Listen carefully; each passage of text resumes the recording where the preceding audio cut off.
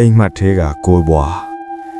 ရန်ကုန်မှုရဲ့ဝါဇူလက်အုံမိုးဖွားချနေညတ်ညာလမ်းမတော်ဘက်ကရှီယန်အင်္ဂလိပ်ခေတ်လက်ရတိုက်အုပ်ကြီးတဲ့ထဲမှာကိုထက်တယောက်ထဲနေထိုင်တဲ့တိုက်ခါလေးဟာပိုပြီးအေးစံနေတယ်လို့ခန်းစားရတယ်မျက်နှာချက်ကနေတစိမ့်စိမ့်ချနေတဲ့ရေပေါက်တန်ဟာတောက်နဲ့တိတ်ဆိတ်တဲ့ညဉ့်ရံမှာနိုင်မမှန်မြည်နေတယ်အလောကနေညာနာမှာပြန်ရောက်လာတဲ့ကိုထက်ဟာပင်ပန်းလွန်းလို့ထမင်းတော်မစားနိုင်တော့ပဲကုလင်ဘော်ကိုဖြစ်လဲလိုက်မိတယ်သူ့ရဲ့အခန်းလေးဟာကျင်းလေးပါပရိဘောဂတွေကလည်းဟောင်းနွမ်းနေပြီတောင်းတနေရာမှာရှိတဲ့မှန်တင်ကုံအိုကြီးကတော့ညက်မောင်မှာအရေးမြဲကြီးတစ်ခုလိုရက်နေတယ်လေတိုက်တိုင်းတကြီးကျိတ်နဲ့မြည်နေတဲ့ပရင်းပေါက်တကားကိုသူထပ်မပိတ်နိုင်တော့ဘူးမြက်ခွန်းကြီးကလေးလံလွန်းလို့ချက်ချင်းဆိုသလိုပဲအိတ်ဆက်ချင်းရဲ့နှက်ဆိုင်နဲ့ခြောက်ထဲကိုသူကျဆင်းသွားခဲ့တယ်အပြင်မှာတော့မိုးကပိုတဲလာပြီးလျှက်စီးတိမ်တောက်တန်းတွေကတစ်ချက်ဟိလနဲ့မြည်ဟဲနေတယ်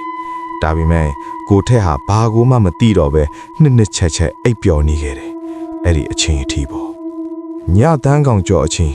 အခန်းထဲကအပူချိန်ကရုတ်တရက်ထိုးကျသွားသလိုကိုထက်ခန္ဓာကိုယ်ရဲ့စိတ်ခနဲ့ဖြစ်သွားပြီးနိုးလာတယ်အခန်းပြင်ကဧကန်ထဲမှာတစုံတယောက်လမ်းလျှောက်နေတဲ့ခြေလမ်းကိုတူကြားလိုက်တယ်တောက်ဟောင်းနွမ်းနဲ့ကျွန်းတစ်သားကျမ်းပြင်ပေါ်မှာလေးလံတဲ့ခြေလမ်းတွေနဲ့တလန်းချင်းရှောက်လာနေတဲ့အတန်း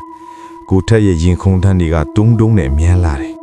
တခိုးလားဒါမှမဟုတ်တခြားလားသူ့ရဲ့အတွေးတွေကရှုပ်ထွေးနေပြီမဲ့ကိုတော့လုံးဝမလုပ်ရဲဘူး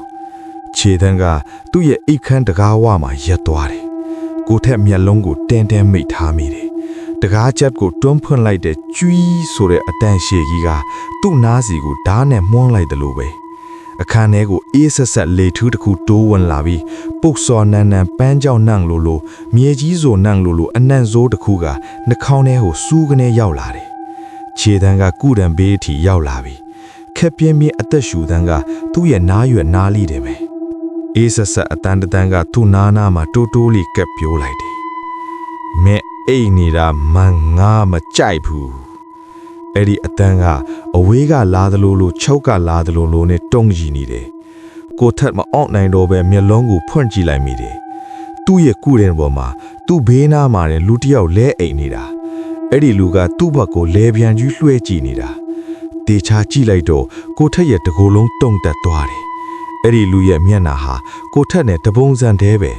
ဒါပေမဲ့အရေးပြောင်းကြီးကဖြူဖြော်ပြီးအတစ်တက်ကင်းနေပြီးမျက်လုံးတွေကဖြူးကျွယ်ပြီးမျက်စိဖြူးတွေပဲမြင်နေတယ်လို့မျိုးမင်းကဘသူလဲ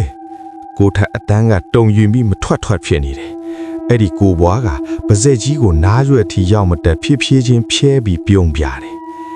မနဲ့ရောက်ရင်ဘသူကကိုထက်လဲဆိုတာဘသူမှခွဲခြားလို့ရမှာမဟုတ်တော့ဘူးမင်းနေရာမှာငါနေမယ်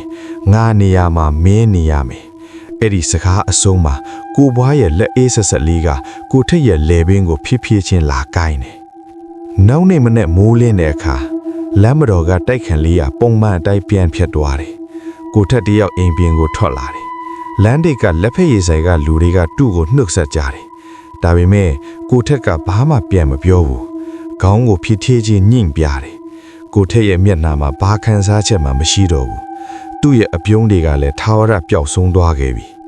လမ်းလျှော့ပုံကလည်းတောင့်ကြီးနဲ့အသက်မဲ့နေတယ်လို့ပဲကိုထက်ရဲ့မျက်လုံးထဲမှာအရင်ကလိုအယောင်ဝါးတွေမရှိတော့ပဲနှက်မောင်းပြီးအေးဆက်နေတဲ့ဟာလာဟင်းလေးပြင်ကြီးတစ်ခုပဲရှိနေတော့တာပါပဲတကယ်ကိုထက်ကတော့အဲ့ဒီတိုက်ဦးဟောင်းကမှန်တင်ကုန်မှန်ကြီးထဲမှာတသက်လုံးပိတ်မိနေမလားဒါမှမဟုတ်အိမ်မက်ဆိုးတွေကြားမှာပဲပျောက်ဆုံးသွားပြီလားဆိုတာဘယ်သူမှမသိနိုင်တော့ပါဘူး